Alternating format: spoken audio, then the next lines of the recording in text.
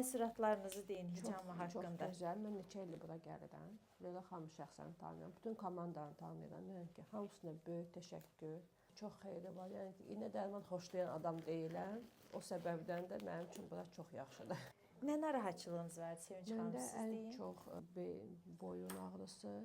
İndi öyrəndim ki, mənim soyuq dəyməm varmış ayağımda. Onun hamısı problemləridir. Lazım ki, ayaqda olan soyuq dəymə boyuna bu qədər ağrı verər. İndi onu bildim. Hicamı mənim üçün elə bir ki, həyatımda böyük bir dəyişiklik oldu. Sevinç xanımız bizə neçə ildir Sevinç xanım? Çoxdandır, 4 ildən çoxdur yəni. 4 ildən çoxdur.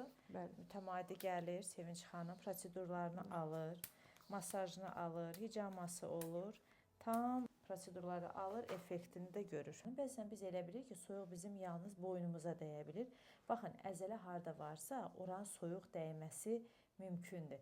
Fərqi yoxdur, bu ayaq da ola bilər, qol da ola bilər, baş da ola bilər. Ona görə diqqət etməliyik. Bu soyuq isti havalardır. Narahat edici hal istidən soyuğa, soyuqdan istiyə keçid olan vaxtı əzəllərin boşalıb və yığılmasıdır. O zaman biz bədənimizi çox qorumalıyıq. Ayaq əzəlləri inandırım insan bədəninin ən ağrılı əzəlləri sırasındadır. Razılaşırsınız Sevinç xanım? Əlbəttə.